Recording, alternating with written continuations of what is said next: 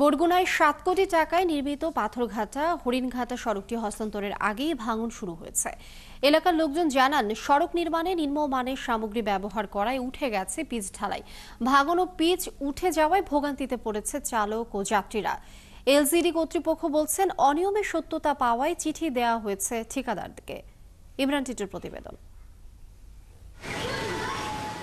বরগুনার পাথরঘাটা হরিণঘাটা সড়কের 4 কিলোমিটার সড়কের 5.5 কিলোমিটার সংস্কারের জন্য 22-23 অর্থ বছরে স্থানীয় সরকার প্রকৌশল অধিদপ্তর দরপত্র আহ্বান করেন।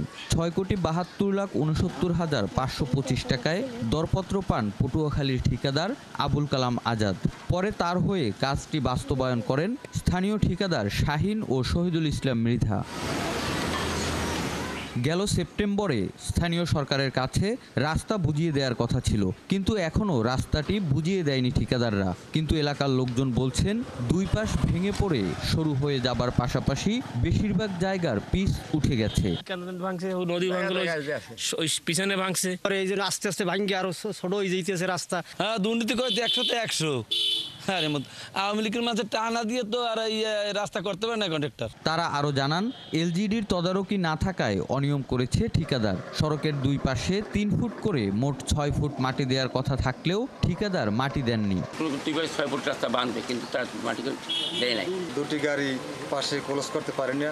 এই রাস্তার ডান সাইড ভাঙার কারণে আমরা এটা বিহিত চাই, যারা দুর্নীতি করছে, এতদিন যারা এই ধরনের কাজ করছে, আমাদের উন্নয়ন ক্ষতিগ্রস্ত করছে, বাধাগ্রস্ত করছে। এদিকে এসব বিষয়ে কথা বলতে রাজি হয়নি ঠিকাদার। তবে এলজিডি কর্তৃপক্ষ বলছেন, অনিয়মের সত্যতা পাওয়ায় চিঠি দেওয়া হয়েছে ঠিকাদারকে। কাজ আদায় করে দেয়া হবে বিল। গত সপ্তাহে ঠিকাদারের সাথে কথা হয়েছে, তাকে আবার চিঠি দিয়েছে আবার সমান করে দেওয়ার জন্য।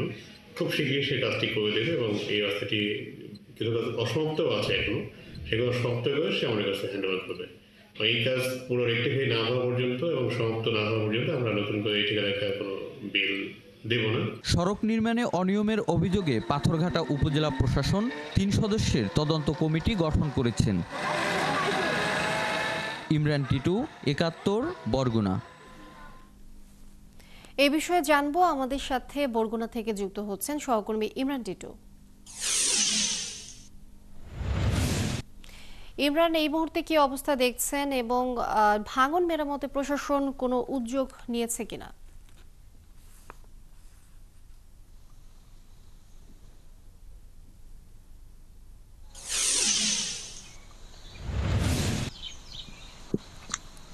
লিনিয়া, এই সড়কটি মূলত এতটা গুরুত্বপূর্ণ ছিল যে যেই পরিমাণ সড়কটি ছিল, এটি মূলত আরো বেশি লোকজন চলাচল করায়, বেশি গাড়ির চাপ বৃদ্ধি পাওয়ায় মূলত এই সড়কটি প্রশস্তকরণ করা হয় এবং সেই জায়গা থেকে এলজিডি কর্তৃপক্ষ যে উদ্যোগটি নিয়েছিল 7 কোটি টাকায় এই সড়কটি প্রশস্তকরণ এবং নির্মাণ, সেই জায়গাটি থেকে কিন্তু আমরা দেখেছি যে যারা স্থানীয় যারা ওখানে চলাচল করছেন তারা কোনো ধরনের সুবিধাই পাচ্ছেন না। সড়কটি আবার ভেঙে বিভিন্ন জায়গা থেকে সরু হয়ে এসেছে এবং উপজেলা প্রশাসন থেকে ঠিকাদারকে কয়েকবার বলেছেন, কিন্তু মূলত ঠিকাদার এখন পর্যন্ত সেই কাজটি করে দেয়নি।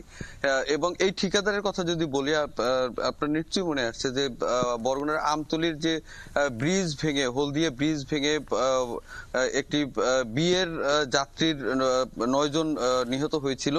যে ঠিকাদার ছিল সেই ব্রিজের শহীদুল ইসলাম মৃধা, একজন আওয়ামী লীগ নেতা, এবং এই যে রাস্তার যে কাজটি যিনি কিনে নিয়েছেন পটুয়াখালীর আবুল কালাম আজাদের কাছ থেকে, এই সেই ঠিকাদার শহীদুল ইসলাম মৃধা। তো তার বিরুদ্ধে কিন্তু বিগত দিনেও তিনি যত কাজ করেছেন সব কাজে এরকম একই ধরনের অভিযোগ যে তিনি অনিয়ম দুর্নীতি করে থাকেন এবং উপজেলা প্রশাসন থেকে তাকে বারবার বলেছেন, এলজিডি কর্তৃপক্ষ থেকে একাধিকবার চিঠি দিয়েছেন, বলেছেন, কিন্তু হয়নি। কিন্তু স্থানীয় লোকজন যেটি বলছেন যে এখানে যদি এলজিডি কর্তৃপক্ষ যদি শুরু থেকে তদারকি করত, তাহলে কিন্তু এই যে অনিয়ম দুর্নীতি করার যে বিষয়টি, নিয়ম বহির্ভূতভাবে রাস্তার দুই পাশে মাটি দেওয়ার কথা ছিল, মাটি না দেওয়ার কারণে কিন্তু এই ভাঙনগুলো বেশি হয়েছে।